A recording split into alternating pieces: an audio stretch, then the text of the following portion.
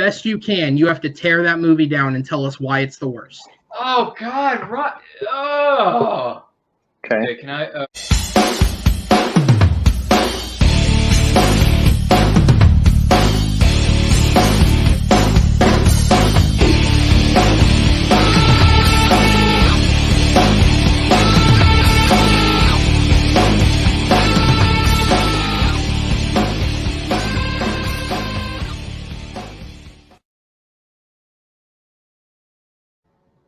Hello, everybody, and welcome back to the Movie Battleground. My name is Aaron Knoll. Thank you guys so much for coming back once again, as this is the third match of our premiere week. One match every night this week to kind of relaunch Movie Battleground, and we've already had two great fights this week. Be sure to check both of those out if you haven't already. But today, we have another very interesting one. As I'll say many times over the course of these first few matches, the Wheel of Fate has put together all these interesting pairings of people with tons of battleground experience or tons of debate experience versus people who have never done this before, because that's fair is fair, but that's also random chance. So here we are.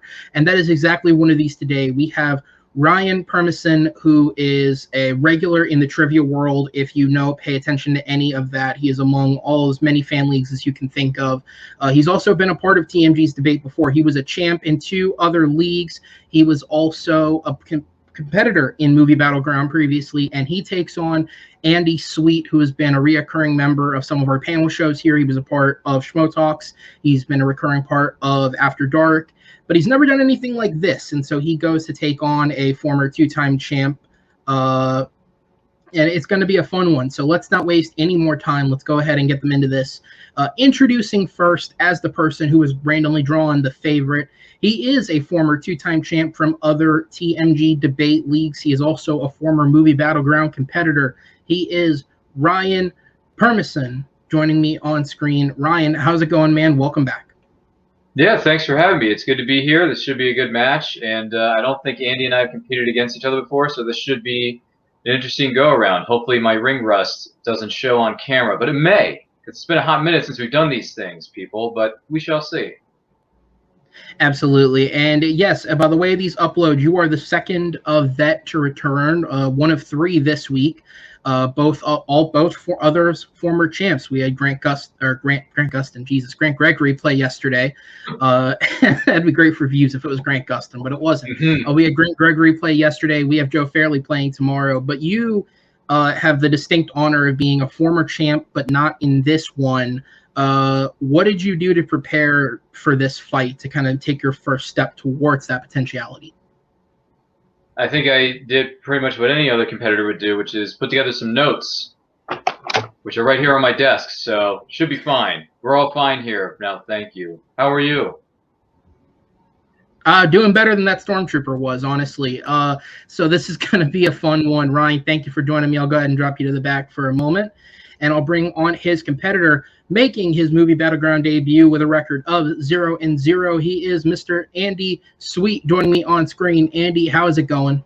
Good. Happy to be here. How you doing, Aaron? Good. And it's great to have you. And again, I have to ask you, without giving away too much, as someone who was first time in this type of environment, what do you think helped you most in terms of preparation and getting ready for this? I think not having like maybe a previous bad argument or a good one to kind of either lower my confidence or have it too high or anything like that. Just kind of going in fresh. I'm here to have a good time. It's 2-time champ, but hey, let's see how it goes. All right. Well, it's a great attitude. I won't waste any more time. Let's go ahead and bring Ryan back on, and we'll go ahead and quickly run over the rules again for you guys, but then we'll go ahead and get into it. So, Movie Battleground consists of up till 5 rounds. The first 4 have been sent to the competitors ahead of time. They have those questions. Should we need a 5th one, we do have a blind round question. We'll get to that if we get there. With that said, the competitors have had at least a week, if not more, based on recording time, to prep for this. The first 4 questions, the question will be presented. The competitors will debate back and forth in 4 stages. They will get a 1-minute opening. They will then get 2 minutes each to flesh out their arguments without the interruption of the other competitor. They will then get 4 minutes of back and forth debate time to really go at each other, fight for that time, and get out as much as they can. And then they will have 1 minute to add any extra points or some ice in their closing. After that, I am not alone in this. I have 3 great judges backstage in Chris Diaz, Kevin Poss, and Alan Shepard, who will be joining me on screen at that point to make the decision at the end of each round. With that said, guys, do we have any extra questions, or are we ready to begin? Nope. All right.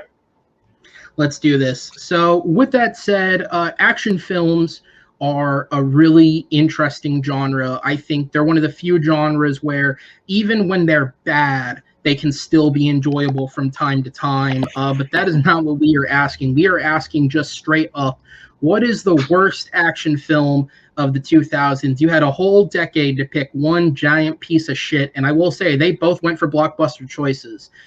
So with that said, I will go ahead and drop myself off screen and bring on our timer. Behind the scenes, Ryan, as the favorite, elected to go first on questions 1 and 3, which means he will go first on this question. And Ryan, your first minute opening starts when you begin speaking. So when it comes to worst action movie of the 2000s, there was a lot to pick from. There was a huge crop of films to pick from in this case. But for this particular question, Aaron brought up a moment ago, we went for blockbuster films here, right? Well, there's one film that was so good in its respective year, and then everything that came after it turned out to be hot, twisted garbage. Dumpster fires of film after film after film after film. Just because something works once doesn't necessarily mean that we need to get, 40 more of these films and we want to milk the cash cow for all she's worth. So in this case, I went with the 3rd installment of this franchise, and that is Pirates of the Caribbean at World's End from the year 2007, because there are so many reasons why this movie is a hot piece of dumpster fire garbage, but I will talk a little bit more about that in a moment. For now, I'll concede the rest of my time. Absolutely. All right, Andy, your opening has 1 minute on the clock. Time starts when you begin speaking. All right. So like Ryan said, 10 years, a lot of garbage. So I went with also another big blockbuster.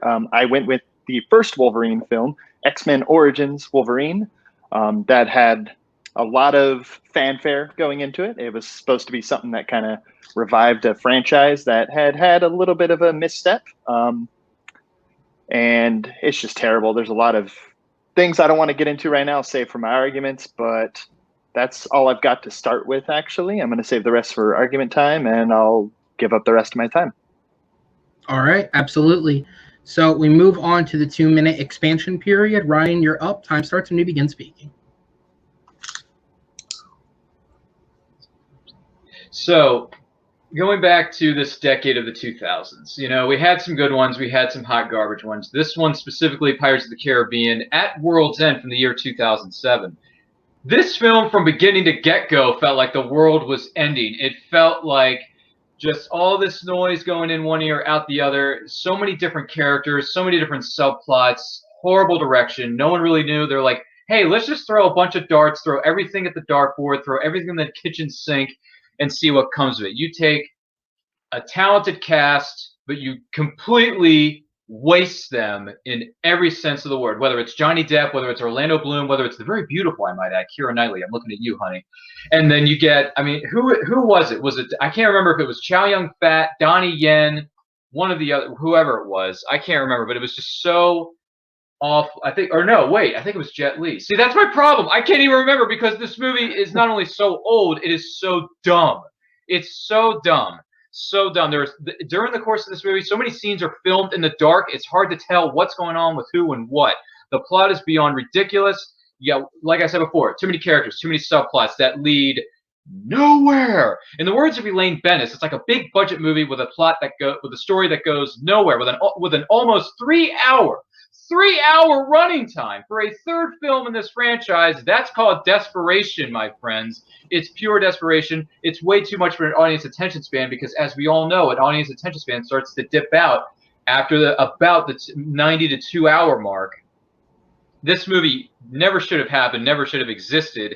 It is certainly one of the worst of the franchise, and it proves that there should not be any sequels to this franchise from the get. There's only one Pirates of the Caribbean movie, and it's The Curse of the Black Pearl. Anything after that, there are no sequels that I know of that happened. Anyway, I'll concede the rest of my time. Absolutely, and I won't count the actor's name against you, but for the reference in the future, it is Chow Yun-fat playing Sao Feng, which is one better than I would have because I forgot that character was in it. But that said, Andy, go ahead. 2 minutes on the clock. Time starts when you begin speaking. All right, so X-Men Origins Wolverine. I felt like going into this movie right away, they were just trying to hope that putting X-Men and Wolverine would get butts in the seats, and you can tell from the get-go they just didn't care. I mean, this movie, they were still writing the script when principal photography started. They didn't even have a full script. The acting is pretty terrible, apart from Hugh Jackman and Liev Schreiber, who you can kind of always expect the best from the two of them. But otherwise, it misses the mark. The casting was very, very strange. I mean, they had Will.i.am from the Black Eyed Peas in there playing a random, I believe he was there in a boxing training scene with the Blob, who wasn't much of a character either. They had a lot of characters they would introduce, and then you would never see him again, showing that they really had no meaning. We had the infamous Ryan Reynolds as Deadpool, we'll say, which was just absolutely terrible as well. They got rid of the merc with the mouth. It was just a guy with no mouth and really weird eyes.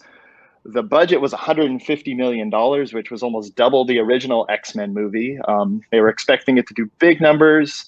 They had already had the misstep of X-Men Last Stand before that, so this was kind of supposed to be their redemption story, I feel like. And we had to wait almost another 2 years before they kind of righted the ship of X-Men with First Class. The action was very generic and over the top. I mean, I think we had that one where he was riding a motorcycle and he used his claws to light a fire and blow up a car for some odd reason. And it just felt very all over the place. And you could tell they had a lot of problems with this. I know the studio was trying to butt their heads in a lot, and it was just a terrible movie all around. So I will give up the rest of my time. All right, absolutely. So with that said, your 4-minute open debate starts. The time will begin ticking when one of you speaks. Oh, boy, I really don't want to hit this guy in the face, but I may have to do it for this round. Anyway, so okay. Andy, let me give you some things here. Let me give you some numbers. First of all, Pirates of the Caribbean at World's End 2007. 44% Rotten Tomato rating. With X-Men Origins Wolverine, yes, the number is somewhat higher, not by much. I'll grant you that. It's in the 50s. I think it's like 56, 57. But here's the thing about X-Men Origins Wolverine. Yes, the visual effects may not be as good, and yes, the character development and lack of character, whatever it is, I get that, and people were ticked off because of the whole Deadpool situation. But at the same time, that film has a running time of 145, whereas Pirates of the Caribbean is a 3-hour piece of garbage. So for 3 hours, no one can tolerate that. At least with X-Men Origins Wolverine, yes, you have issues, but at the same time, you're getting a decent revenge film, and Hugh Jackman does great with what little, barely any script there is, what have you. With Pirates of the Caribbean, I don't hear anybody walking out of the theater, or even 10, 15 years later, it's almost 15 years since this movie, which is ridiculous to think about. Pirates of the Caribbean at World's End, I don't hear anybody talking about it, mentioning it. No one mentions it when it's on TNT, TBS, but when I hear people talking about X-Men Origins Wolverine on FXM, they're thinking, you know what? This movie isn't all that good, but at least I can get some enjoyment out of it. Whereas in Pirates of the Caribbean, no one got any enjoyment out of it. It has 44% ratings, a 3-hour hot piece of garbage. Pirates of the Caribbean, there's really only one film. Whereas X-Men films, yes, they have peaks and valleys like certain other franchises do. I get that. Pirates of the Caribbean is a heck of a lot worse than X-Men Origins Wolverine. Because at least in X-Men Origins Wolverine, you get a revenge story and you get Hugh Jackman kicking ass. Yeah, my problem though, with X-Men Origins Wolverine is that there's no stakes. It's almost kind of like, I mean, we know nothing can happen to him, so we know he's going to live at the end of the movie. You've got you don't really care almost what's going to happen to him because he's going to come out on the other end. With Pirates of the Caribbean, I mean, I think that movie made over $1 billion or close to $1 billion, and Wolverine $373 million. When you consider the box office was $150 million, didn't make much of a budget there, so it almost shows like fans didn't care. And unfortunately, as long as Pirates of the Caribbean was, people still went and sat in and saw it. I don't know if it was just good marketing, but I mean, that movie still made a lot, and we got 2 more of those. We didn't see much more from any of the teases of a better sequel for the original X-Men Origins, obviously, before they went and revamped it, made it a whole nother thing. It's like they almost forgot that first movie even existed. We never saw Liev Schreiber again. We never saw any of those characters ever again. We saw all those characters from Pirates of the Caribbean in 2 more movies. And, yeah. Well, I certainly understand that, but when you take a really well-established, well-put-together cast, whether it's Depp, Bloom, who was at the peak of his prowess with Lord of the Rings and doing these movies, doing okay, and then you got Keira Knightley, who's really coming into her own, and then you take Chow Yun-Fat, who was kicking ass and taking names. Speaking of 2000s movies, I just did a rewatch of this just earlier today. Crouching Tiger, Hidden Dragon. Oh my God. Fantastic movie. Chow Yun-Fat kills in that. I mean, everyone else in that film does a great job as well. But you take a talented actor like that, you put him in this movie, Pirates 3. Oh my God. Horrible character, horribly written, and it's nothing against Chow Yun-Fat, but what he had nothing to work with. And most of this film is shot in the dark. You can't really see what in the frack is going on. Where in X-Men Origins Wolverine, yes, you got some bright, shiny explosions and stuff. And you get Gambit flicking his cards. You got a staff going from here to there.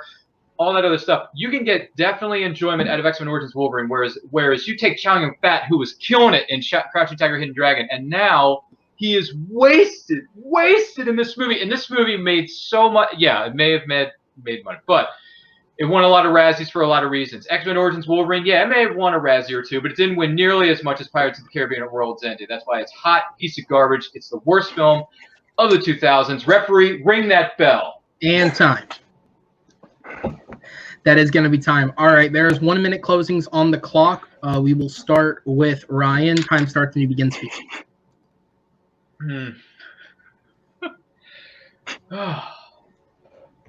Ladies and gentlemen of the jury, let me make something perfectly clear to you. 2000s, great movie, Crouching Tiger, Hidden Dragon. That was in 2000. 2007, you get Chow Yun-Fat. He shows up again in another film. But what do they do in this one? The complete opposite of what they did for him in Crouching Tiger, Hidden Dragon. Wasted his name, wasted his waste of a talented cast, waste of a bunch of people. The plot's ridiculous. A lot of it's filmed in the dark. Can't tell who's doing what. Can't tell what's going on with the plot. They threw everything and anything into the kitchen sink and bloated this movie so much so that it was pushing 3-hour runtime, almost as long as a theatrical version of a Lord of the Rings film. That's called desperation. It's way too much for the average person on the street. It's way too much for an average attention span for an audience. It's definitely one of the worst of the franchise, and it proves that there should only have been one film in the Pirates of the Caribbean situation and not multiple sequels. It is hot garbage. That's why it is the absolute worst movie of the 2000s. Thank you, Your Honor. All right. We promise no matter how good the defense is, no one will be arrested at the end of this. Andy, you do have a 1 minute closing. Time starts when you begin speaking. All right. X-Men Origins, Wolverine. You had X-Men. You had X2. This should be a good follow-up, right? Let's spend $150 million on a 1 hour and 40-minute movie. Visual effects were terrible. Where did that money go? I have no idea. Let's just pay all of our money to all of our big stars and hope they can make a good movie out of it. And then let's cast a bunch of random people we don't really know. Will.i.am, Dominic Monaghan from Lord of the Rings and Lost, Taylor Kitsch as Gambit. Does anyone remember that? Not really. And then Ryan Reynolds, same thing. 2000s, hot rom-com guy. Hadn't done Green Lantern yet. Let's throw him in there. Let's see what happens. Hour and 40 minutes of garbage. I keep it short and sweet. Concede my time. All right, that's absolutely fine. Come back on screen. All right, guys. It was a good first round from both of you. I will take you both to the back for the moment as I bring on our 3 judges. All right. So, will the judges... Excuse me? It is on the bottom of the screen. All right. So, to do a bit of quick fact-checking while they make their final decisions, because a lot of numbers were thrown around, it was, as I said, Chow Yun-Fat playing Sao Fang and Will.i.am playing John Wraith, both very memorable characters. For those interested, Will.i.am's filmography career consists of this film and the Rio movies. I don't know which is a less memorable role. In terms of gross, again using rough numbers here, we do know what they made, but adding marketing and taking out theater gross, X-Men Origins made about $25 million for the studio. Pirates 3 made just under $200 million, and Rotten Tomato scores were thrown around. X-Men Origins had a 37%, Pirates 3 had a 44%. Neither are very good. Strive for better. And I didn't get to check the awards, but I'm sure they both were shit films that won Razzies. With that said, Mr. Diaz, you are up first for our judges. In 30 seconds or less, tell me who won and why they won it for you. This was an easy one, and I gave it mine. He kind of went with it, and he got heavy fat in. I won't go into more, but I would like you and me someone who would defend it well and hate the movie even more. All right, so it is Ryan. Mr. Kevin, you are up next for me. I will need your decision, and in 30 seconds or less, what is the main point that won it for you? Yeah, Andy seemed to really come in with a lot of good information and a lot of data. He like he said at the beginning, as a franchise misstep, the Merc Without a Mouth, talking about a big budget film, that and Ryan's, that was $1 billion film that only made, it made $1 billion out of a $300 million budget. His film is the pointless casting, the studio intervention. That's basically what won it for me. And Channing is the only game. All right. So that is a point towards Andy, which means, Mr. Spaceman, you are the deciding vote of our first round. In 30 seconds or less, tell me who won it and what won it for you. All right. First of all, I'm having a beautiful day here in Hawaii, and both these kids got to bring up these terrible films that I never want to think about again. So kudos to them for making good choices. However, I think I'm going to have to go with Andy because he was a little more specific and followed through with all of his points. Ryan, I got much love for Ryan. He gave me good reasons why he didn't like this movie, but the miscasting thing, he stuck a little too long on Chow Yun-Fat and not the other ways, the other ones, the characters were miscast. So I'm gonna give for consistency's sake, I'm gonna go with Andy. All right. So thank you, my judges. I will drop you to the back. We'll see you again in just a little bit. And with that, it means that Andy will take the first point of this match. There's still plenty more to go. And with that, we will go ahead and move on to question number 2, which is, in the modern world, the superhero genre is taking over everything. If you've had a comic book at some point, you're probably getting an adaptation. That's just kind of how it is. Even so, it's worth mentioning, and this obviously should not take into account their arguments because they were both accepted answers for a reason. Both of these characters have been thrown around for either their own film or entrances into adaptations. So that tells you everything. But the question is, what DC hero who hasn't been the star of a movie should? DC is in a constant state of fluctuation. They never seem to know exactly what they want. And so in a world where goddamn anything could get made, let's go ahead and talk about some characters that deserve to lead their own film. Andy, you are up first on this one. And so as I bring the timer up and drop myself out, you have a minute on the clock. Time starts when you begin speaking. All right, so this was kind of a tough one, actually. Like I said, it is DC, so they are very wishy-washy when it comes to what they're going to go with or not go with. So I went with Nightwing, actually. It's kind of something in an established universe already, so I don't think DC has that good faith quite yet to branch out, kind of like Marvel does. So I think go with something you've already introduced in a universe everyone knows, and so that's going to be Dick Grayson, Nightwing for me. And that's it for starting out. Save everything else for arguments. All right, absolutely concedes the time. Ryan, you have 1 minute to open. Time starts when you begin speaking. I gotta say, this was a great question because there are a number of DC characters that haven't really gotten the chance to, earn their stripes or be shown in a way, whether it's been on TV, film, what have you. There's a lot of great characters out there that could be adapted from DC, respectively. So I'm gonna go with something that we're kind of touching on it with Shazam, but I think they could go into it even further or take a little bit of a mystical approach to this. I'm going with Dr. Fate. Because Who wouldn't want to wear a helmet where you can find out the fate of every single person or someone out there in the universe's future? Who wouldn't want to have that kind of power? Whether they want to use it for good or whether they want to use it for evil, there's a lot of different things you can do with this character. There's a lot of different avenues you can take with this character, and he's had numerous iterations. He's been in the comics since 1940. A lot of history there. I'll dive into it a little bit more a little bit later on. For now, I will concede the rest of my time. Absolutely. All right, so we get to the 2-minute expansion. Andy, you're up. Time starts when you begin speaking. Okay, so like I started with, I think the first thing is really, like I mentioned before, DC, I think, is at a point where they need to stick with what they know, kind of build that fan base before they can really start branching out into more unknown characters. Yes, they have touched on Dr. Fate, sorry. But with Nightwing, he's already set in that Batman universe. They have Titans, which he is on, so they've already planted that seed. He is a main character. And if they really wanted to, they could branch it out kind of like a Disney Plus universe and using their TV shows to set up movies and keep going with that. I think Titans is getting ready to go into its 3rd season, so that character is established now. Fans have bought it. He's a little bit darker than Batman in his sensibilities like that, so I think it could be good to use something that's the same but just a little bit different. And it could be good to see where they go with that. I concede my time for now. Okay, that's absolutely fine. So bring it back up. So that means you move on to Ryan. 2 minutes is on the clock. All yours. Time starts when you begin speaking.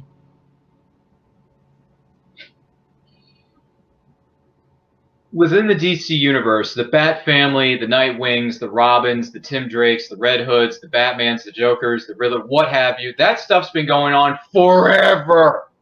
Okay, Batman's been around forever. Guess what? Dr. Fate may have debuted a year later in the comics, respectively, but at the same time, he hasn't been adapted all that much. Yes, we've seen him appear on different iterations of the Justice League Unlimited animated series. He made an appearance on the hit TV series Smallville, played by Brent, or excuse me, who is it? Brent State was playing that character. And that was really good, but they were only there for selected episodes and selected moments of those shows, respectively. I want to see them dive deeper into this. I want to know more about this character because, me personally, I may not have read a Dr. Fate comic book, but that's a perfect opportunity to a lot of audiences and a lot of people there who may not have grown up with this character but want to learn more about him. This character will fascinate people. It will put butts in the seats. It will get people interested in the DC universe who may not have been previously interested within the DC universe of characters, because there is a whole pantheon of characters. And Dr. Fate, he wears a helmet. He knows the fate of everybody in the known universe. He has powers. He has untapped potential to do a lot of different things and go into different stories. He can travel to parallel realms, parallel universes, all that stuff. I mean, you think if Oded Fair voicing this character in the Justice League Unlimited series was good, wait until we actually get him on a big screen in a big Hollywood film produced by Warner Brothers and DC. Yes, they can keep doing the same Superman, Batman over and over and over and over and over again, but you need to be different. You need to be fresh. You need to do something. Take a swing. Take a risk that hasn't been done before and put Dr. Fate on the big screen. Put him in a lot, introduce him to a worldwide audience that, or a portion of the audience that hasn't had a chance to find out more about this character.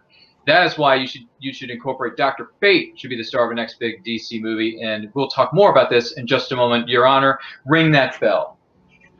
I almost wish I had a fancier bell to give you. I'm sorry there's no noise, but it's okay. It's all right. This comes from me growing up watching pro wrestling. It's okay. Oh, okay. All right. Maybe we'll put some tables and chairs to tackle through. We'll get it somehow. We'll get you there. All right. Guys, 4 minutes of open debate is on the clock. Time starts when the first person begins speaking. So DC, we know they have their bread and butter. Whenever they try and go outside of that, though, they fail miserably. Watchmen, they try to go out, and obviously it's hit or miss. Some people love Watchmen, some people hate it. But when it comes down to it, the basic fan, outside of us comic book fans and movie fans, would probably not go to see a Dr. Fate unless you've established it. I feel like with the Nightwing, you've established that. He's attached to Batman. Yes, it's something they've done over and over. But for DC, unfortunately, that seems to be what works for them. The Batmans, the Jokers, the Wonder Womans, the Aquamans. Anytime they try something different, it just doesn't seem to work for them. And they've already established this character. They could even use the same characters if they wanted to, the same actors. They wouldn't need to cast anyone big because they have them. And yeah, that's all I have for that right now at this moment. Yeah, no. I see where you're coming from, but they have taken risks. They took a risk with Aquaman. What happened to that film? Got great audience acclaim. Made over $1 billion. What did they do next? They did Shazam. No one saw Shazam coming as a live action movie. They made it, and it did. I mean, it may not have made a cajillion dollars, but it did fairly well to the point where they said, you know what? We like this film. The audience loved it. The critics seem to like it. We're going to make a sequel. Shazam 2 is about to come out. They're going to introduce Black Adam, played by, speaking of pro wrestlers, you got Dwayne "The Rock" Johnson taking on Black Adam. That's another good way to introduce Dr. Fate. You can put him in you can have him cameo in the end of a Shazam movie, or have certain elements of his character introduced as a little bit of a Easter egg in this soup of DC characters and DC little Easter eggs for DC fans, or maybe even non-DC fans too. And like, oh, there's a helmet that's made of gold and it has a bright light coming out of it, and someone just said, I saw the future. What does that mean? I want to know more. Let's learn more about this helmet. What does it all mean? Could it destroy Shazam's life? Could it could it really alter the future of the Bat family? Speaking of Dick Grayson and Nightwing, could it alter his future? We don't know, but that's the beauty of it. You introduce these different elements with Dr. Fate, whether it's Brent State playing the character again, or whether it's, who is it? You got Kent Nelson was the first version of this character, Dr. Fate. You can bring Kent Nelson in. You can bring Oded Fehr's version of the character. It doesn't matter. I mean, look what Dr. Fate can do. He has various powers due to Naboo's training, whether it's spellcasting, flight, superhuman strength, invulnerability, telekinesis, telepathy, pyrokinesis, light manipulation, teleportation. The list goes on and on and on. Granted, he may be unable to counteract certain spells that are thrown at him if they're thrown in a Shazam movie. Or Zatanna, speaking of other DC characters that haven't gotten a chance to shine, Zatanna was in Smallville for a hot minute. By the way, Serinda Swan, you were fantastic as Zatanna, and I want to see more of that, hopefully. But in this case, it's a risk, yes, but I think they could do really well with it by introducing him within a Shazam movie. With your film, Nightwing could just show up at the end of The Batman with Robert Pattinson. Or he could be in The Batman 2. Like, that's like too predictable. I want to see something fresh and new, and I feel Dr. Fate would do that.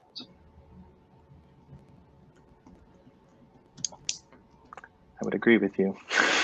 Okay. I know, I'm not supposed to say that, yeah. This is a great coffee table book conversation, am I right? I mean, look at this. Dr. Fate's magic manifests in the shape of Egyptian hieroglyphs, such as an Ankh, and his powers have been described as the true conversion of energy into matter and matter into energy. Dick Grayson's going to take 2 kendo sticks or what have you. He can lay the smackdown on anyone's candy ass. Once again, this goes back to pro wrestling references. That's fine. Dr. Fate wears a blue suit, wears a gold helmet. You got a lot of mythology. You can introduce an actor of different descent in there. Whether it's Nightwing, it's just going to be another typical Hollywood actor, typical Caucasian dude. Dr. Fate, you can get someone of a different ethnicity, different culture to be thrown in there. And anyway, referee, ring that bell. That is time. All right, we'll go ahead and go on to the closings. Andy, you are up first. 1 minute starts on the clock when you begin speaking. All right, I will try and salvage this argument as much, although I think I know which way this one's going. But Nightwing, established universe within the Batman world, if you will. You could use a young actor, which they have right now. You could do multiple movies, TV shows, kind of in a Disney Plus style universe of TV show, movie, connecting them all together, maybe different characters, and keep it young and get a few movies out of it. That's my time.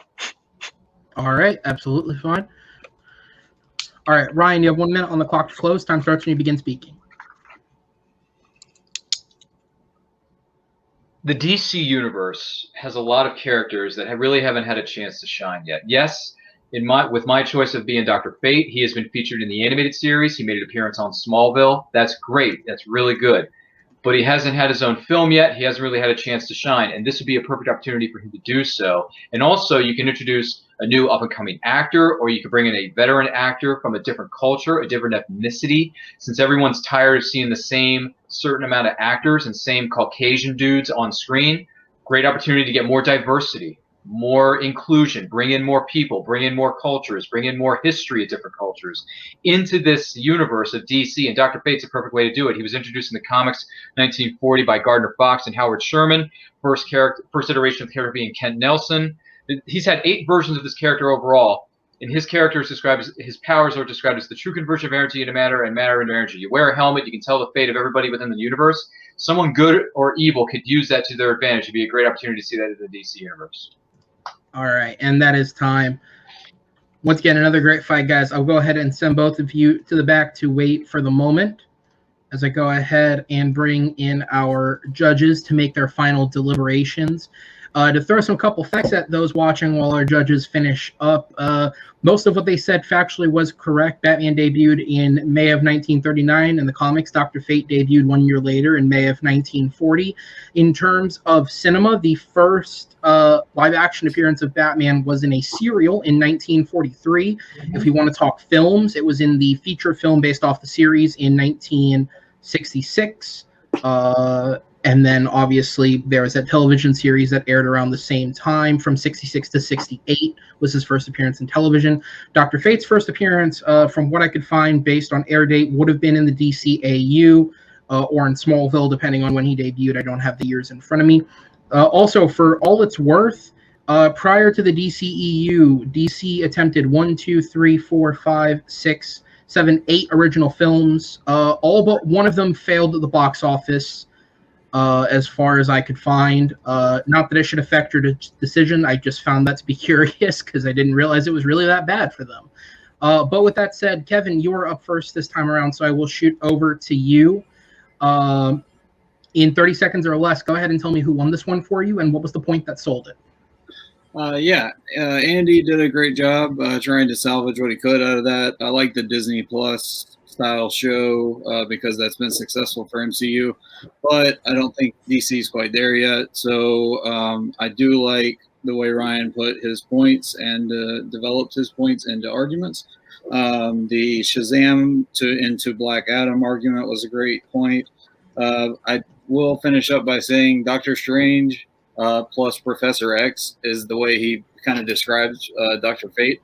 But no, I would like to see the Linda Strauss version of Dr. Fate, but I will go with Ryan. All right, Ryan takes that point for him, which means, Alan, I move on to you for our second vote. Who wins it, and in 30 seconds or less, why?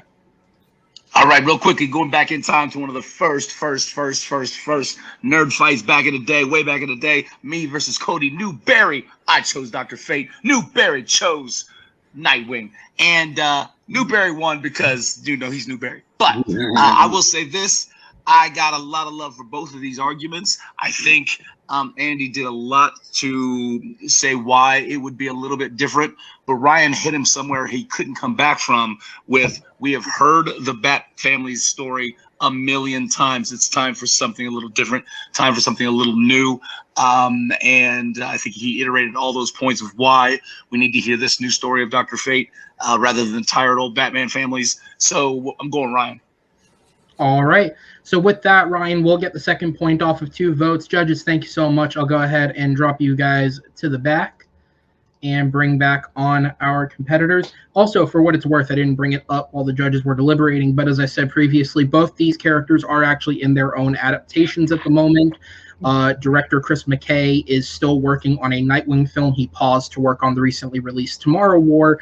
As for Dr. Fate, he will be appearing in the recently finished filming Black Adam, portrayed by James Bond himself, Pierce Brosnan. So, former James Bond as Dr. Fate, I'm sold. There we go. So, actually, especially he's got a beard. The beard really makes it work. And his accent is going to work so well for that character. Oh my god, I can't wait for that. Pierce Brosnan can grow a sick beard. That man has got a very beautiful beard.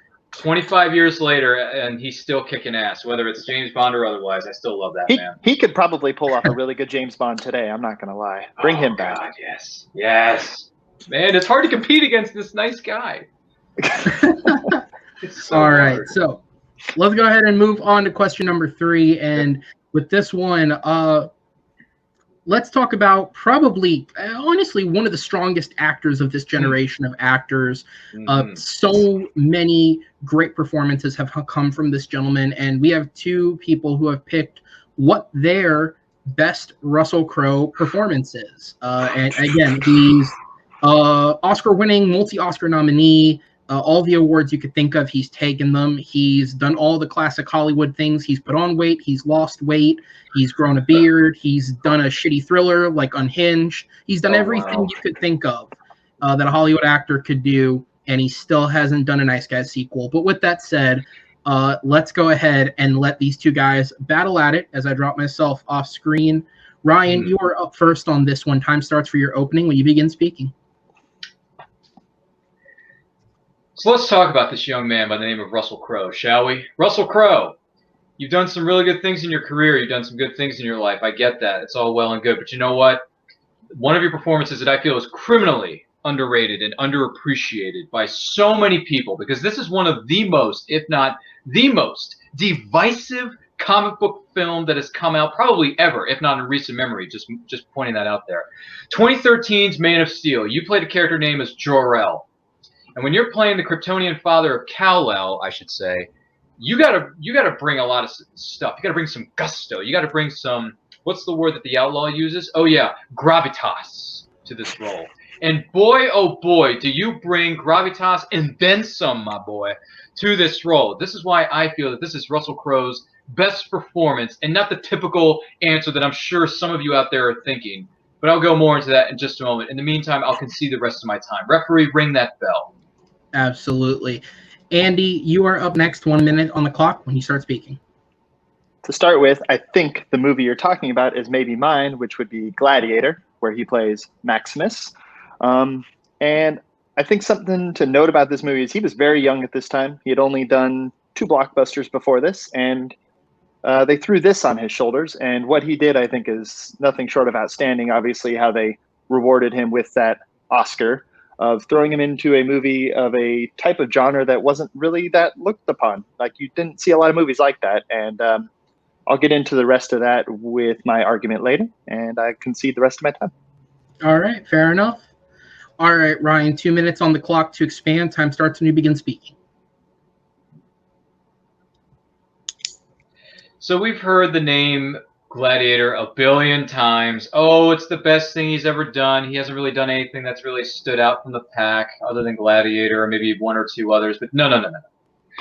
You gotta really listen and understand what I'm trying to say here. Jor-El has been portrayed by a number of different actors over the years, whether it's been Marlon Brando in the Christopher Reeve Superman films, which he was only on screen for like, what, 2 minutes?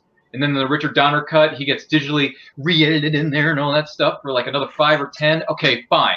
But this version of Jor-El has had so much impact and is such an inspirational. Superman in general is an inspirational hero or character, I should say. But with Jor-El, giving that speech in the trailer and when you see it in the context of the film, you will give the people of Earth an ideal to strive towards, and it goes on from there. Not many speeches and movies have come close to how great that speech is. That's not just talking about Kal-El. That's talking about anybody. You can give people an ideal to strive towards. They will race behind you. They will stumble. They will fall. But in time, they will join you in the sun. In time, you will help them accomplish wonders. That is something that can inspire anybody who's anybody on this planet, on God's green earth. That is a great speech. For me, he played the best version of Jor-El that's ever been put on film or TV, for that matter. He is part of an ensemble cast that does a really good job in this film. Yes, it has been divisive amongst critics and audiences. I get that. But if you really take the time to look at these characters and look at how these actors and actresses portray their respective characters, Russell Crowe is one of the actors who stands out from the pack. Henry Cavill may be the star of the film, but Russell Crowe, you cannot deny how much gravitas and how much stuff he brings to that 2.5-hour plus film. He does such a great job for so many different reasons, and I guess we'll dive a little bit more into that during the course of the argument. For now, I'll concede the rest of my time. Absolutely. All right, Andy, 2 minutes on the clock for you. Time starts when you speak.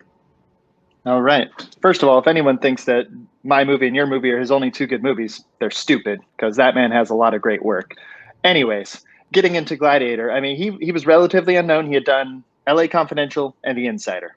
Not much. He was actually the studio's 4th choice for this role. So obviously no one had any faith that this guy could lead a $100 million budget movie and a Sandal movie, which I think before this, maybe Ben-Hur was the last successful one, maybe even Spartacus. I can't remember the years, but I can't really think of any others in there because Troy was after that. And then he was alongside another future Oscar winner in Joaquin Phoenix, who also was absolutely stunning in that movie. He had Richard Harris. He had a lot of really good support around him. And it was a revenge movie told in a different way, and where you bought it, you were behind it. Russell Crowe really made you feel that when he goes up to his wife and son and is crying on their burning feet. That's heartbreaking stuff. And then at the end, obviously we'll get into that, but you feel that, you're rooting for him. I think he did a really good job of showing that through his emotion, through his eyes, through every decision. You understood it. You were behind it. You never questioned why he was doing what he was doing. And it's a phenomenal movie. And obviously he won the Oscar for it in the end. And that movie also won 5 Oscars. So we'll save the rest for later, but I'm going to concede the rest of my time. All right, that's absolutely fine. All right, guys. 4 minutes on the clock. Time starts for open debate when the first person speaks. Wow. You know, I get where you're coming from. You bring up some good points. I get that. I get it. But, I mean, look, Superman's been done a million times, right? But in this iteration of the character, these casting directors, these decisions that were made, the directors, producers, right, all that stuff, they took a huge risk with adapting this character to a modern audience in a modern era. And granted, it may not have landed with everybody, but for the people it did land with, including myself, I saw it 5 times in the theater, Andy, okay? How many times have I seen Gladiator? Maybe once, maybe twice, if I'm lucky. I don't know. Because quite frankly, Gladiator, to me, to a certain extent, it is very overrated. Like, it's fine, but I didn't walk out of the film thinking, oh, this is Sword and Sandals movie. This is great, right? Well, guess what? Without films like Spartacus and Ben-Hur, you wouldn't have gotten Gladiator. Christopher Reeve's Superman films, yes, they came before this one. I get that. But this was a huge risk that they were taking, adapting this character into a modern era. He's not saving cats from a tree. He's not doing X, Y, Z. But Jor-El's character, played by Russell Crowe, he took this character, made it his own. He didn't take anything from the previous iterations of the character. He made it specifically his own. He put his own stamp on Jor-El, and that is why a lot of people who have spoken to about this film say one of the best elements of this movie was the casting of Russell Crowe as the character of Jor-El, because his speech, and any speech during the course of this film that he gives, whether it's the flight sequence or non-flight sequence, I should say, is fantastic and is so inspiring. It can inspire anyone. It's so good that he should have been nominated, if not have won, a special Oscar for this performance as Jor-El. In my humble opinion, Gladiator may have gotten rained on with like 5 or 6 nominations, 5 or 6 awards. That's fine. But Man of Steel, it's an underrated film for a genre. It's an underrated film for Russell Crowe. Not a lot of people are talking about it, and they should, because the speeches that he gave in that film are just as good, if not better, than what he gave in Gladiator, with all due respect, Andy. Yeah, I get that. And Russell Crowe is amazing. And I really think this is the one. I mean, at this point, he was on a hot streak. He had gotten nominated the year before The Insider. And then he got nominated for Gladiator. And then the next year after that, he got nominated for A Beautiful Mind. So obviously this man was on a roll, and this was the movie. I think in 2000, this movie made $460 million, which was a lot. And actually up until Superman, this was his highest grossing movie for 13 years. So that, I think, says a lot to fans as well, that they liked that movie the best. It's just powerful. Like when he finally takes that helmet off to reveal his name, of hiding from the Emperor this whole time, I just absolutely felt that. You bought it. You were like, all right, this guy's going to do it. Let's see him do it. And to take a lot like that, considering the people that were considered before him, they were considering Mel Gibson. They were considering Antonio Banderas. They were considering Hugh Jackman. The studio didn't even want Russell Crowe. Ridley Scott, who we haven't even gotten to that. This guy worked with Ridley Scott on his maybe 5th or 6th big budget movie. To work with a director like that, the guy from Alien and everything else he's done, to take that material, which was just based off of a painting, that was all. They just had a painting with a guy putting his thumb down, and they decided to write a script for Gladiator. Like you said, Superman's been around a long time. He had nothing to really base this off. No one's done a movie like this. I mean, Spartacus and Ben-Hur, nothing like this movie. I think he just kind of created his own character, and it was nice to see someone that young to flesh out an original character and make it their own and make you feel every moment from start to finish. And yeah. Well, with certain casting calls or certain almost casting decisions, in the words of Wayne Campbell, I was not aware of that. But with that being said, with Man of Steel, I mean, look, Zack Snyder, yeah, he did all right with 300, but then after Watchmen, people were like, what the heck is this guy going to do? And then he comes out with Man of Steel, and boy, did he deliver on so many other fronts, and he made me a fan of his work, and he made a lot of other fans a fan of his work, and that is why Man of Steel is Russell Crowe's criminally underrated. And that is time. And we will go ahead and move on to the 1 minute closing. Ryan, you are on the clock first. Time starts when you begin speaking. For Russell Crowe's best performance, 9 times out of 10, people are going to automatically go to, oh yeah, for sure, it's got to be Maximus Decimus Meridius, Gladiator.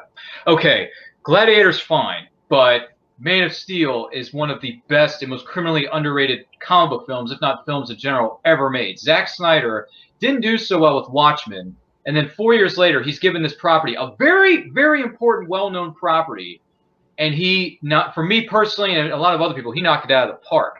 That is why when Russell Crowe was brought into play, this iteration of Jor-El, put his own stamp on it. He did a fantastic job with it.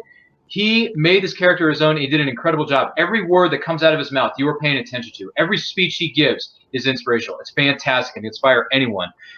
It's very criminal that he wasn't nominated, or if not have won, a Special Academy Award for this performance as Jor-El in Man of Steel, because it is such a great film in so many regards, and he does a great job, and he stands out from a number of the other members of the cast in this movie. That is why Man of Steel is Russell Crowe's best performance.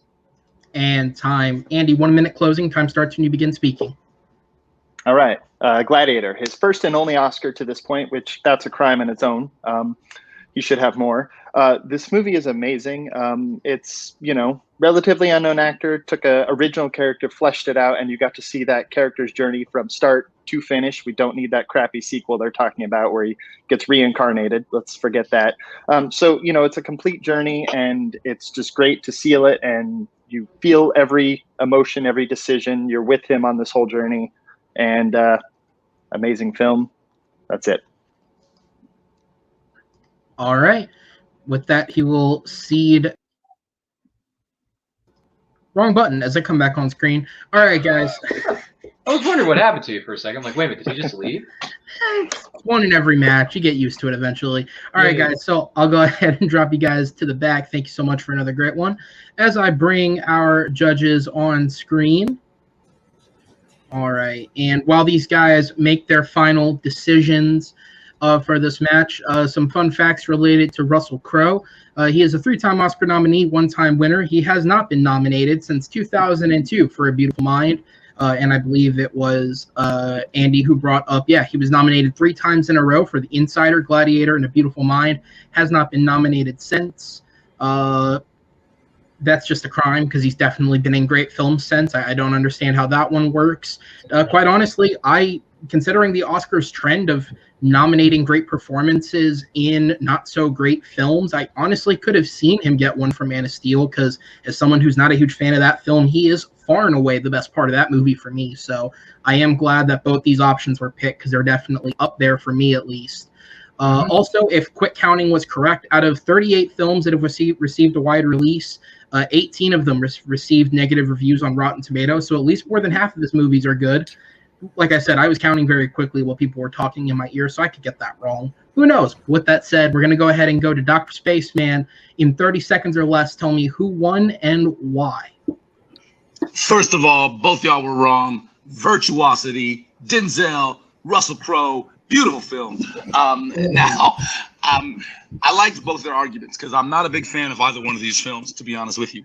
But Ryan really, really, really made me appreciate and how much, he said Russell Crowe's Jor-El is one of the better parts of that movie of Man of Steel, and he likes Man of Steel. I don't. But I really did. I mean, when he started, he actually quoted the speech that he gives during the flying scene, which I think is the best part of the film. It really was kind of incredible and cool how he carried all those emotions a father would have with his son, even in the scenes. He's a computer generated image thing in the ship. It really made me, this was really a great performance, and I think better than the one in Gladiator. So I'm gonna go with Ryan. All right, so it goes to Ryan. Chris, in 30 seconds or less, please tell me who won it for you and what was the main point that won it. Well, it was a great match, great session. And when I done Master Commander, it's irrelevant, but anyone in the end for me, I thought he gave more example. Like when he brought the, him crying at their feet at his wife and child thing, and the Emperor to bring up that, like I was really impressed with it. It was close because I am the defending manager well, but it was close. I had to go with Andy just based on what the deputy given. All right, which means we go. Yeah, which means we go to Kevin for the final vote in 30 seconds or less. Please tell me who won it for you and what was the point that sold you on it. Yeah, this one was really close with me. Ryan had me on his side with this being the best version of Jarrell, Crow being the best part of an ensemble cast, and then it being him putting his own stamp on Jarrell, and then Andy came in with that, this being based off a painting, working with Ridley Scott thing, it being a beautiful film in a tough genre, the sword and sandals genre. So I went with Andy. Very tough. Okay. All right. So the point does go to Andy on that one. It is a back and forth game. Judges, thank you guys. I will drop you out to the back and I will bring in our competitors as we head into round number 4. Oh the score. The score being 1-2, and I'm honestly looking back on it. I am proud of these questions myself because I think we got some great fighters to answer them, and we got one more for you in number 4. It's kind of just situational ironicness that one of these movies got picked earlier for an answer because Disney is never-endingly finding a way to continue the Pirates of the Caribbean franchise. I think Ryan said it best when they are just continuing to beat that horse until its corpse bounces back to life somehow. Yeah. At the moment, there are reportedly 3 different types of projects in development for Pirates of the Caribbean. Jeez. There's one potentially with Johnny Depp involved, depending on how that lawsuit goes. There is one potentially with Margot Robbie involved, and there is one potentially with Karen Gillan involved. Neither of these are answers today, but it was worth the question since it seems they are clearly not willing to give this up. What Hollywood actor or actress is best suited to lead Disney's potential Pirates of the Caribbean reboot? They don't seem intent on giving up.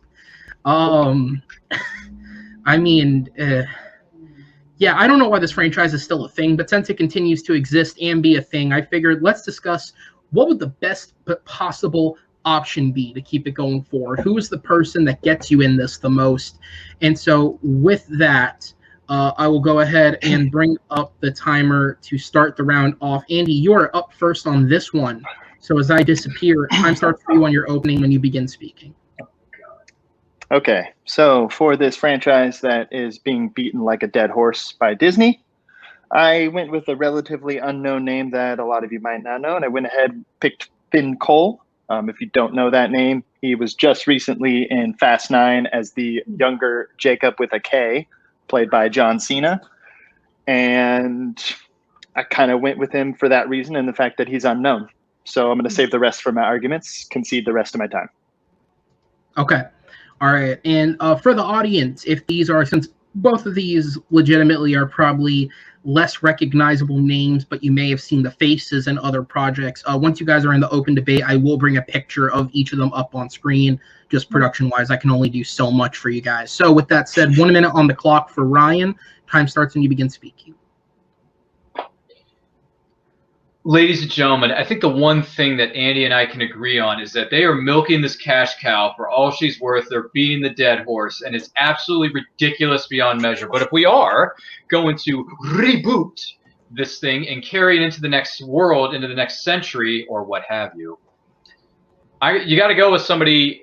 Granted, an unknown is fine, but if you want to put butts in the seats and guarantee ticket sales are going to happen, I got 2 words for you, and this is a young actress who's still relatively young, still kicking tail and taking names, but you can kick tail and take names of the best of them.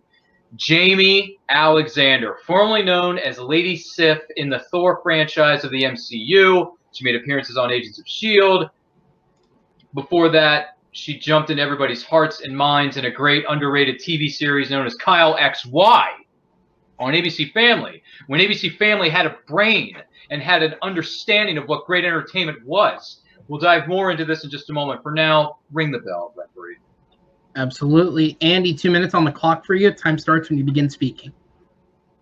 All right. So, like I said, Finn Cole, relatively unknown, but I think a good key thing, that could be one key thing. He's also young. He's 25. So you can build a franchise around him because obviously that's what they're going to want to do. They're going to want to get at least 3 to 4 movies out of whoever they choose.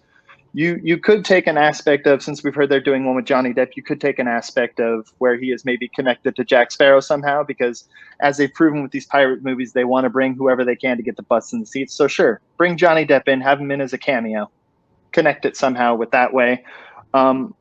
This kid can play an ensemble cast, obviously. We've seen that. If you've never seen, he's on a show called Peaky Blinders on Netflix, which is absolutely amazing in that gangster aspect. And then he's also on another show called Animal Kingdom on TNT. Same thing, another ensemble cast with that action. So I think he can play both sides of doing the drama really well. He can also play action really well. He can play that tough, hard, like you could almost make him a villain if you wanted to. Take a completely different spin on it and have the movies focus on a villain instead of a good guy. And I'll concede the rest of my time. All right, that's absolutely fine. Ryan, 2 minutes on the clock. Time starts when you speak. All right, you want to sell tickets? Here's how you do it. Get Jamie Alexander in there. Yes, she is at the young age of 37, but you know what? She can carry a franchise for the next 10 to 15 years because, quite frankly, they were hinting at a potential romance between her and Thor the Dark World, but nothing ever came of it. And then she wasn't in Thor 3 because she was, busy working on the NBC series Blind Spot at the time. She was also killed off with the blip, aka the snap. So it's like, what are you doing to me here? Jamie Alexander is a very talented actress. She's done horror films, she's done drama, she's done action. She does most of her own stunts in every action film she's ever done. That's ridiculous. That is insanity. But she can layeth the smackdown on anyone's candy ass and look good doing it, I might add. So bring in Jamie Alexander to carry the Pirates of the Caribbean reboot because she's already part of the Disney family with what she's done with the Thor franchise with Marvel. So you already gotten in. She's still young at the young age of 37. She can still carry herself very well in whatever role she's playing in. She was great in Kyle XY as Jessie XX. I mean, that's how a lot of audiences were introduced to her on that miniseries on ABC Family. And then eventually, unfortunately, that show got canceled after only 3 seasons. It went away. She did other projects here and there for a while. And then the MCU, gave her, came to her and said, hey, we want you to play this character in the MCU. What do you think? She said she's down. She did well with the limited amount of screen time that she had within the Thor films and the Agents of S.H.I.E.L.D. TV series, but now is her time to really carry a franchise. Yes, she did with Blind Spot on television for 5 years on NBC, and that's fine, but now when it comes to film, she can really do it in Pirates of the Caribbean. She can play a warrior searching for her place in the world. She can play a captain of a ship. Doesn't matter. You put Jamie Alexander on screen, I can guarantee you, people who have been following her since the Kyle XY/Jessie XX days, which was the name of her character on Kyle XY, just to point that out. She can do it. I have every faith that she can do it, and there's a few more points we'll get into later. For now, I'll concede the rest of my time. Absolutely. All right, 4 minutes on the clock. The time starts when the first person speaks. And again, don't be alarmed. I do have pictures I'll pull up when each of you is respectively speaking for if the audience may not know by name who either of these people are. All right, so like I said before, I think age is going to be a key factor in this. 37, yeah, that's not too old, but I think it might be too old for what Disney's looking for right now. Once again, can she put butts in the seats? Yeah, she was in a Thor movie, but it wasn't a Lady Sif movie. So I don't know if people would flock to see her, but at the same time, will they flock to see Finn Cole? I think so. He's established, like I said, he was in Fast 9, as ridiculous as that movie was, but that's for another fight. But I think he did good with what he was given. He had really character type moments. He didn't have a lot of action, so I think he's proven that he can act with big time people. He can do what he needs to. I'm pretty sure he's British. I could be wrong on that. So that's something maybe they could have in there as well. And I think he's really shown that he can do action. He can do drama with both of his shows. They're both very different ends of the spectrum. If you've never seen either one of them, Peaky Blinders is very much a very hard rated R graphic, but it's good. And then you've got Animal Kingdom, which is more than action. They're pulling off heists. So I think he's shown he can do both of those. And like I said, maybe putting a little bit of a different spin on the Pirates movies of maybe having him be, I know it's dumb, but Jack Sparrow slept with someone. high up British person. This is the kid. The kid finds out that his dad abandoned him. He becomes the villain, and now he is out to eradicate all pirates. And you focus on that and maybe follow him from the other end, as opposed to good guys trying to break a curse. Bad guy comes in, tries to stop him, fails. I think maybe you try something a little bit different, and he can play intense very, very well. And I think that would be something good, something different, maybe to kind of try and give some lifeblood to this dying franchise. Maybe so. But with Jamie Alexander, a lot of people out there want to see more female-driven, female-led films. And you can have Jamie Alexander do this very, very well. She already has the experience. She has the knowledge. She has the know-how. She has the power, if you will, to bring in a little bit of 80s He-Man references. I have the power. Well, in this case, Jamie Alexander has the power because 5 years of Blind Spot, 2 Thor films. Granted, it was limited screen time, but she did well with what limited screen time she had, especially when they're in, what is it, Jotunheim? Showing a little bit of her prowess, laying the smackdown, did a good job there. You know, heck, she may not have gone up against Laufey in that case, but if she went up against Laufey, I can pretty much guarantee you that Lady Sif would break his bones. I can guarantee you of that. And you put Jamie Alexander in it as a female lead in a Pirates of the Caribbean reboot that has nothing to do with Johnny Depp, nothing to do with Will Turner. It's the son of Bootstrap Bill Turner. I don't want to hear about any of the Turner stuff, any of the Bootstrap stuff. I don't want to hear about treasures necessarily, blah, blah, blah, blah, blah. You put Jamie Alexander in the center of that, and she's whether leading, she's the captain of a ship, or she's just going on her own adventures or what have you, and she meets other female characters along the way. Maybe she joins up with a female crew of pirates, you know, turn the mythology on its head. I mean, that would do wonders for the studio, and it would do wonders for the audiences because people want to see more female-led and female-driven content. We've seen it proven with the first Wonder Woman film. We've seen it just this past weekend with Black Widow, which, by the way, it took 2 years to come out, but we have the end times of the pandemic to blame for that. So people want to see it, my brother. I don't know if they're going to turn out. I mean, Finn Cole, yeah, sure, but it's just another dude leading another film.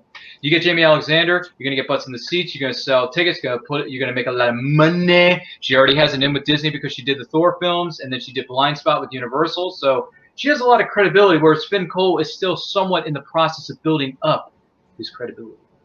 Which is why I think this would be perfect for him. He's right at that precipice, I feel like, of breaking out in F9, kind of throw him in that big movie. Maybe that's the thing that catapults him, and now Disney snatches him up.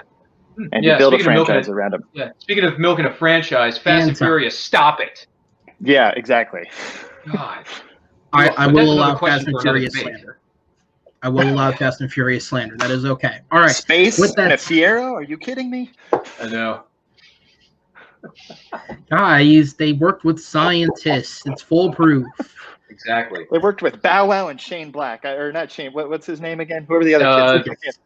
Lucas Black. Lucas Black. That's what it is. By the way, I really like Tokyo Drift. I'm in the minority. I just rewatched that actually, and yeah, no, I appreciate it more now. Oh, I do, man. Tokyo Drift is so good. All right, we can do Fast and Furious afterwards, guys. 1 minute left on the clock. We go to Andy first. Time starts when you begin speaking. All right, like I've said, Finkel, he's young. He's about ready to break out. He's got 2 really good series behind his belts. One that's gone, I think, 5 years. The other that's about to go through 6. Build a franchise around him, unknown name, but just right about there with Fast and the Furious 9, I think being his big breakout of people have seen his face now, and I think it's the perfect time to cast him and do a little bit of different spin, put some lifeblood into this dying franchise. And that's it. Concede time. All right, absolutely. Ryan, 1 minute on the clock to close. Time starts when you begin speaking. If you're going to reboot the Pirates of the Caribbean franchise, you want to make something a little bit different. Bring audiences back to a franchise that really never should have been a franchise to begin with, because as evidenced by all the sequels that have come out, what are the Rotten Tomato ratings? Very, very low compared to the first one. Look up the facts, Jack. But if you're going to reboot this thing, I strongly advise you to consider bringing in Jamie Alexander. All the experience she had from Kyle XY, the built-in audience she's going to bring from that fan base, the fan base she got from the Thor films, the fan base she got from NBC's Blind Spot, is really going to help her and carry this into the next film, into the next rebooted franchise. And she could do a really good job with it. She's only 37. She's got plenty of energy and a lot of years left in the tank. She is very, very young, so got a long ways to go. She can play captain of a ship or whatever character trying to find her place in the world. She can do it. People want to see more female-led films, more female-driven franchises, and audiences want to see that. So what better way to do it than reboot Pirates of the Caribbean franchise with Jamie Alexander with her credibility from Disney and other properties? She can do it here with Pirates of the Caribbean. And that will be time.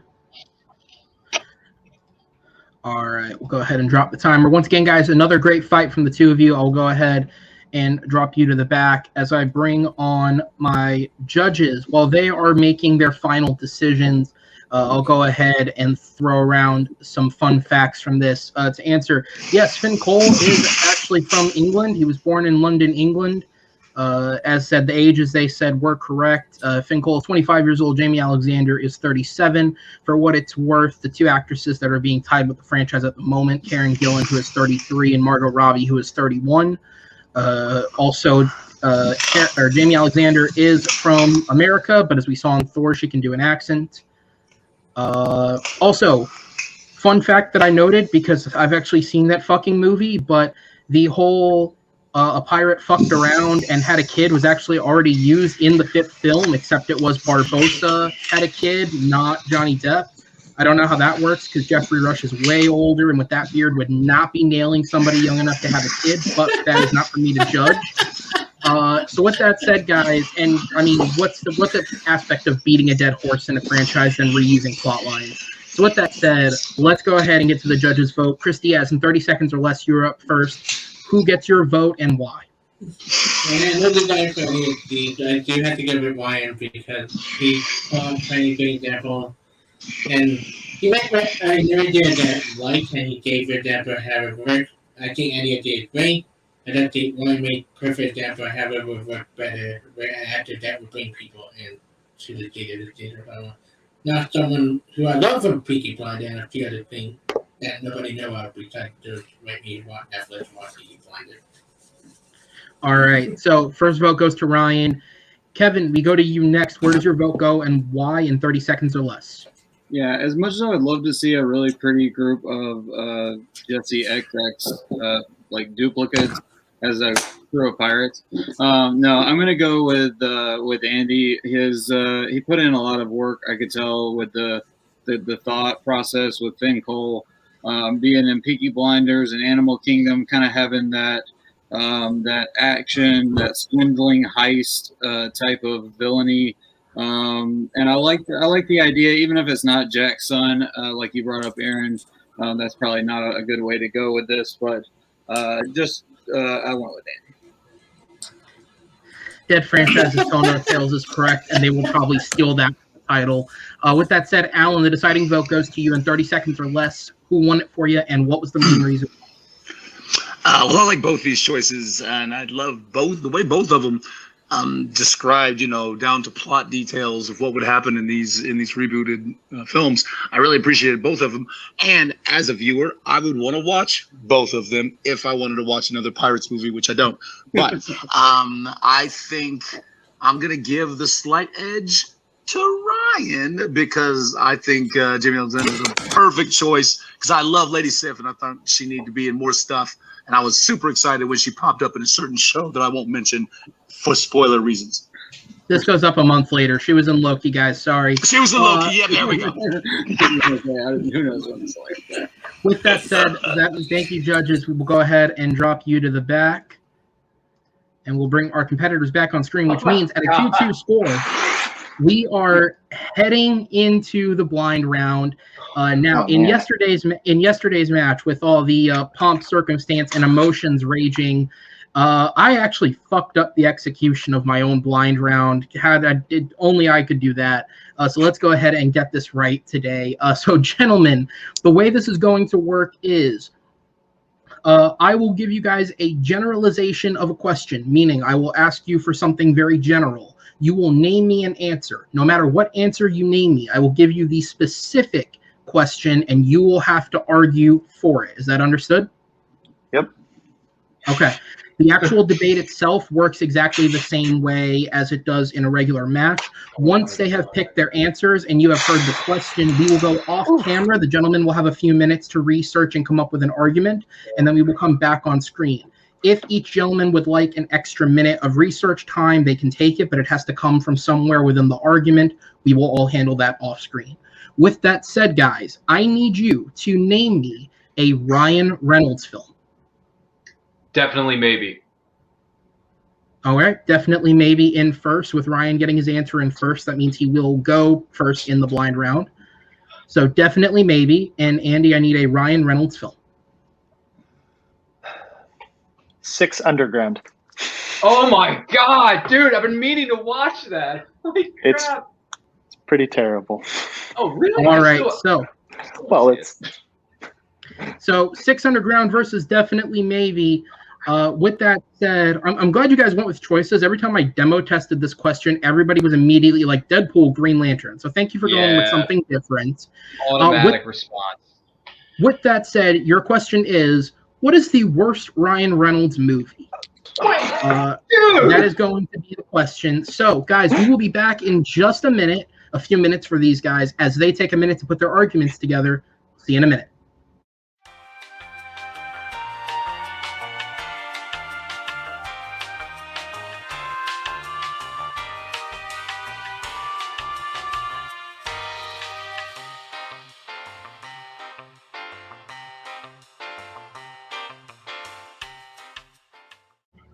All right, guys, and we are back here after a few minutes of prep for both these gentlemen. So just to remind you, the question was, what is the worst Ryan Reynolds movie? The answer, which was pre-selected prior to their knowledge of what the full question was, we have definitely maybe taking on the 6 Underground. So with that said, Ryan, since you answered first, you are up first. You have 1 minute on the clock. Time starts for you when you begin speaking.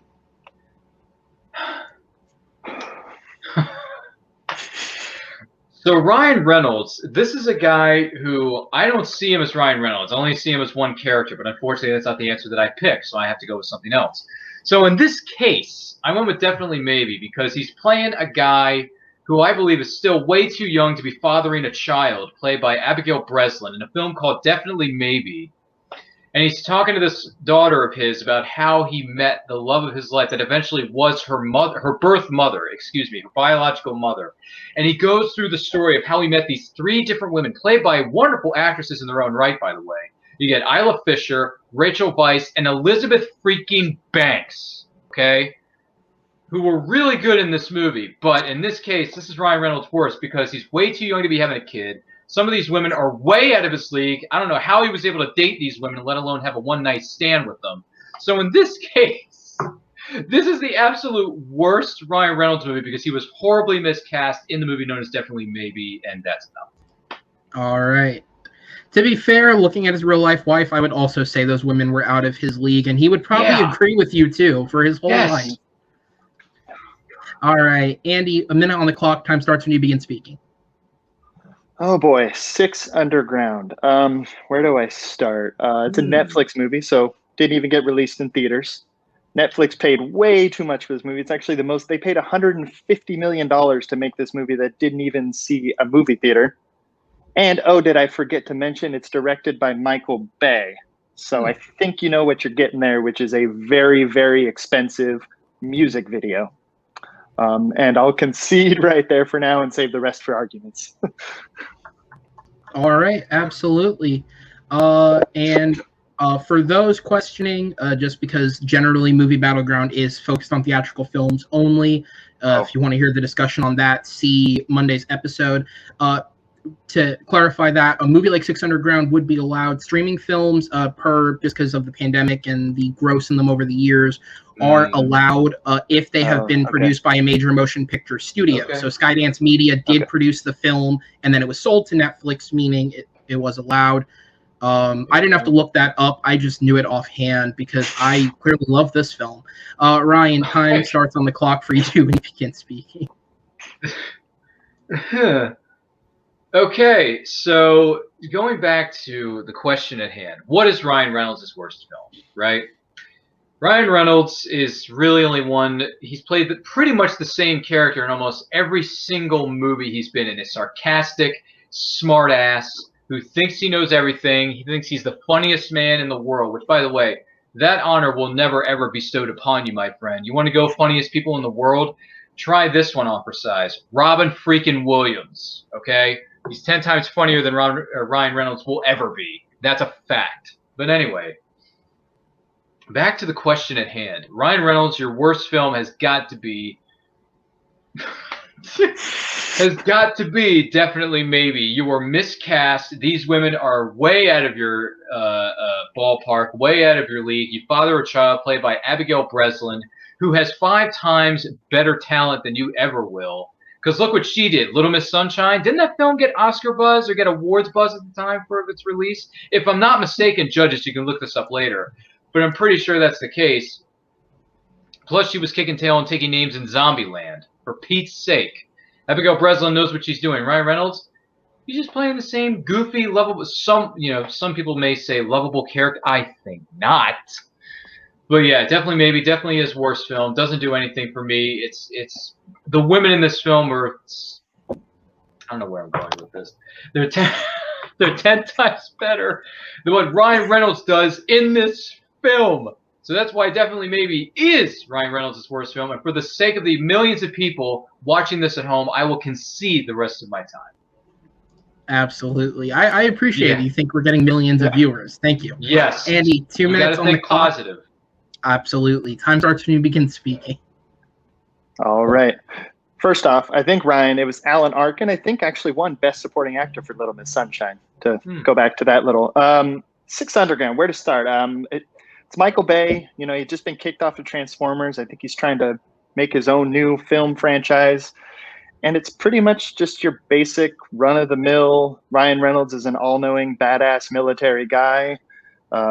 Fakes his death to form a vigilante group to take down untouchable terrorists. And these people basically leave their lives behind and become what's known as ghosts. So they don't exist on paper.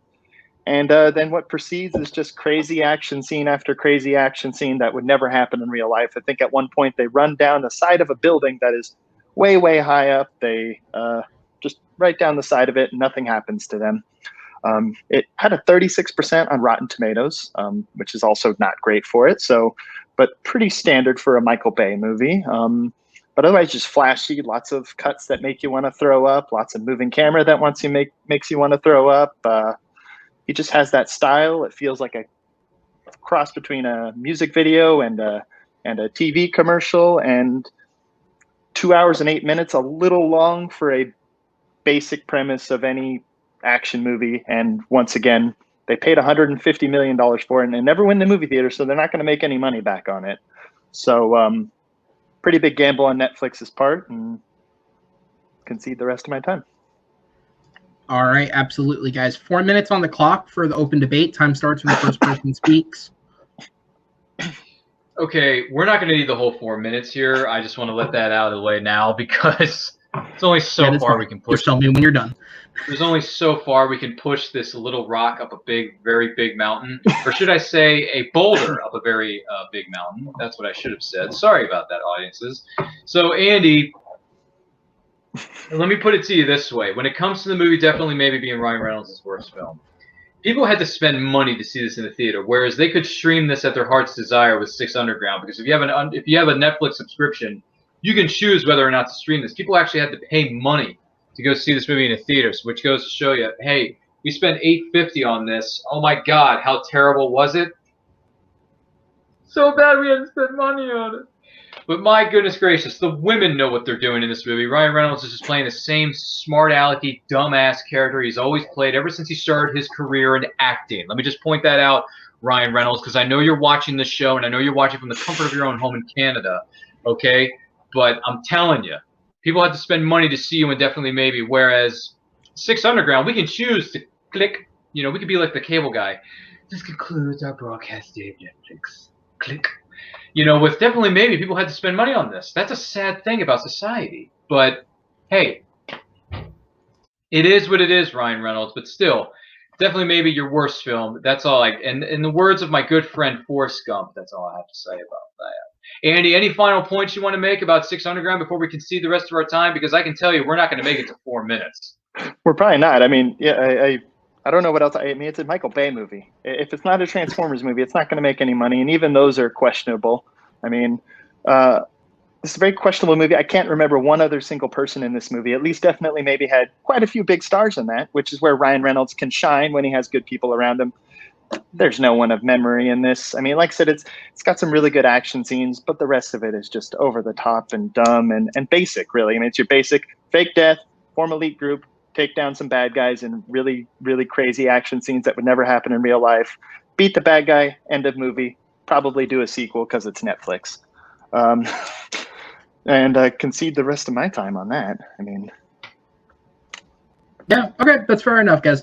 All right, we're going to go ahead and move on to our 1 minute closings. Ryan, you're up first for 1 minute. Time starts when you begin speaking.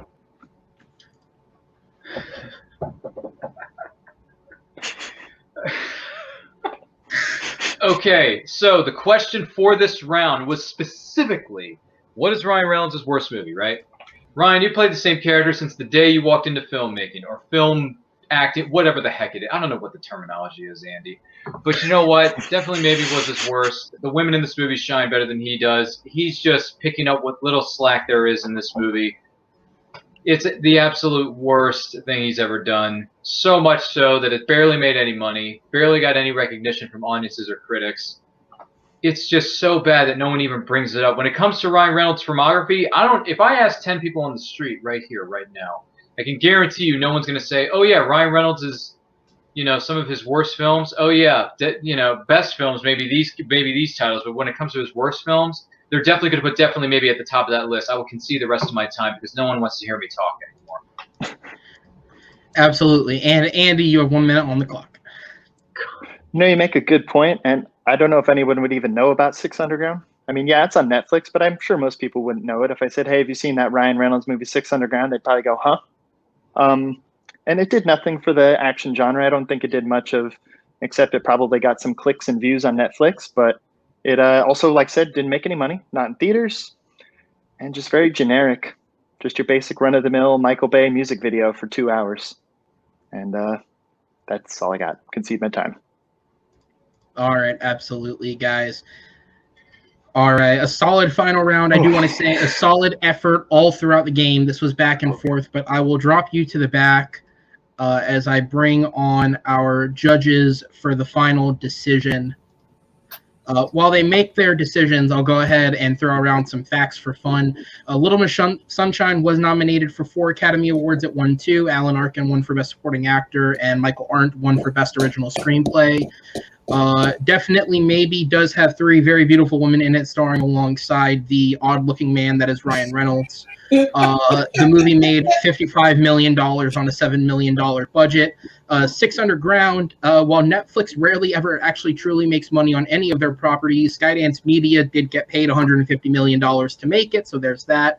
In terms of views, believe it or not, it's actually one of Netflix's most watched films ever. In just its first 4 weeks, over 83 million accounts clicked on and watched the film. How far they made it, if you were me, you did it in 2 sittings. You made it the first 20 minutes when they killed Dave Franco, and then you took a break and watched the rest of the film, which was worse. Also, to bring up the quality of stars in that film, as that was mentioned, aside from Ryan Reynolds, the only names you probably would know were Ben Hardy, who was in the flop X-Men Apocalypse, Dave Franco, who's the brother of a molester, and Corey Hawkins, who was just in the flop In the Heights. With that said, I will go around to our judges, and we will make a decision here. Kevin, in 30 seconds or less, who won it for you, and what was the main point that sold it? Yeah, I was going to bring up Dave freaking Franco. How do you forget him? No. Because he died 20 minutes in. Yeah, I know. But no, I these are both great picks. This was an awesome round, though. I enjoy how this round works. Andy, all I really kept hearing was Michael Bay. Chris, please stop. Expensive music video. But Ryan definitely went into the performances. How Ryan Reynolds is the same smart-ass, funny guy, but he's not Robin Williams. People actually had to pay for this movie. Better performances in this film from Abigail Breslin, which I kind of do agree with him. So I'm going with Ryan. All right, Ryan wins the point on that one. Dr. Spaceman, in 30 seconds or less, who takes the point for you and why?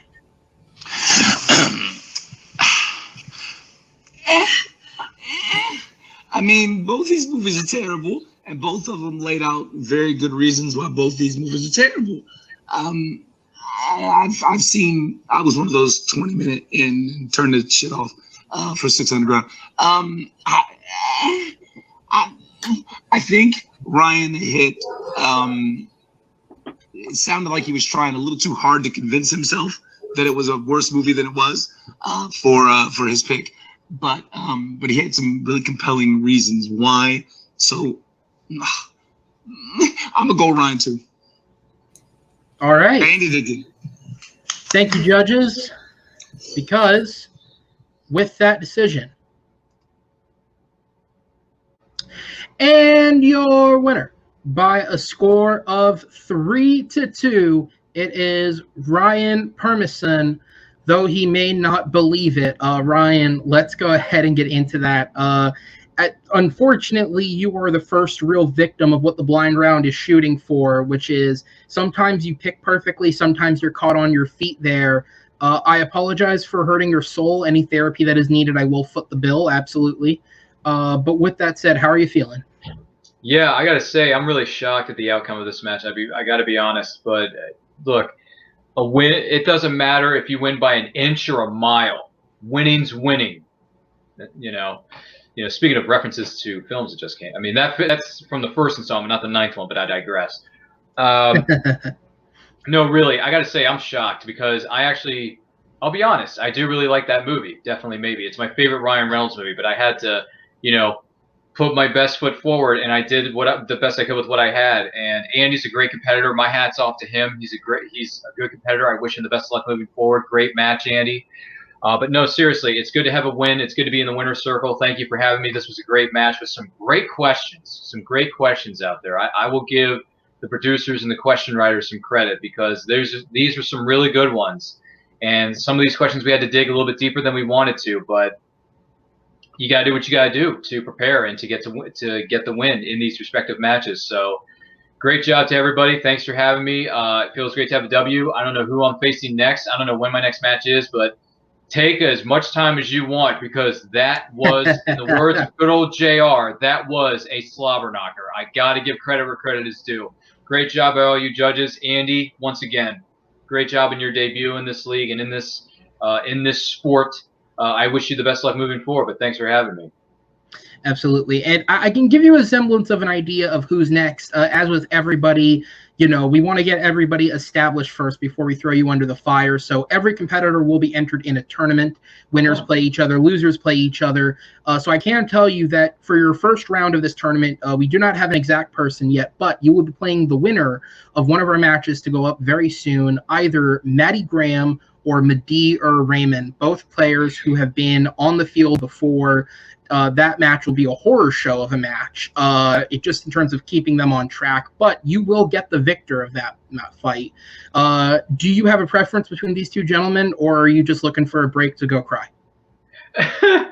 I'm just looking for a break to go cry, I guess, and to reappreciate the film that is definitely maybe, because to me, it's Ryan Reynolds' best film he's ever done in his filmography. I could care less about all the Deadpools, all the other sci-fi movies he's done, maybe the action movies he's done, the Hitman's Bodyguard, Hitman's Wife's Body, whatever. I could care less. But when he does drama and comedy and he does it well, in this case, he did it very well with Definitely Maybe. So I'll just go ahead reappreciating that film. But as far as who I want in the next match, I don't care. Take as much time as you want because I'm going to be over here watching some movies and getting prepared. Absolutely. Ryan, thanks so much for competing. We will see you next time. Thank you, kind sir. All right, and let's go and bring on our unfortunate loser today. Although loser isn't quite the right term, Andy. And again, I have to give you just as much credit. Jeez, who am I? The fucking Elmer Fudd. I have to give you just as much credit as I gave one Sean Hunter last night, without spoiling that result. But man, this is the second time now we have seen a rookie come in here and just really take it to a player who not only has experience under them, but has won belts in debate. How are you feeling after that match? Despite the outcome, which props to Ryan on that was obviously very tough for him, but I feel good actually. I wasn't sure I was going to feel this was my first time, but to go toe to toe with someone who's a 2-time champ is kind of a good way to test my mettle. And so it was intense, but it was fun and some really tough questions. And the fact that it went to sudden death kind of just added to it, but it was fun, and I'm ready for the next one.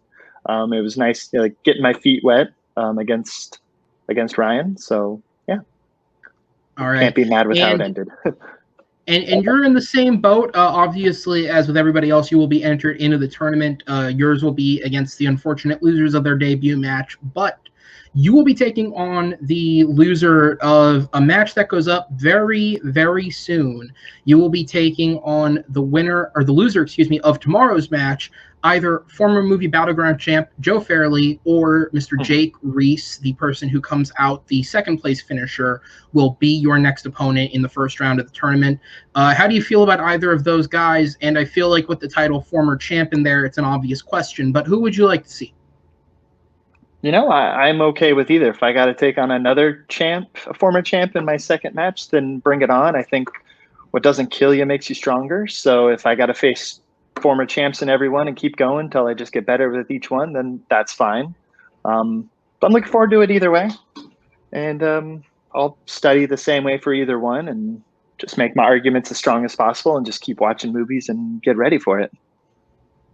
Absolutely. Thank you so much, man. We will see you next time. All right, guys. And with that, that is this episode of Movie Battleground. As I said, be sure to tune in tomorrow if you want to find out who Andy is playing, as we do have former and at the time of the show's hiatus, reigning Movie Battleground champ Joe Fairley takes on rookie Jake Reese. That'll be a really fun one, so be sure to tune in and check out that match. Check out all the matches that have happened this week. Please be sure to rate, comment, and subscribe to the channel to not only check out everything Battleground related, but to check out all the other shows we have on the channel, whether it be After Dark, whether it be the Supernova show, whether it be Cancel This Show with one Dr. Spaceman and Matt Beer. And on that note, thank you to my judges, Alan Shepard, Chris Diaz, and Kevin Poss. Thank you guys for being here to judge this match. On behalf of TMG Entertainment, my name is Aaron Knoll, and we'll see you guys next time on the Movie Battleground. Take care.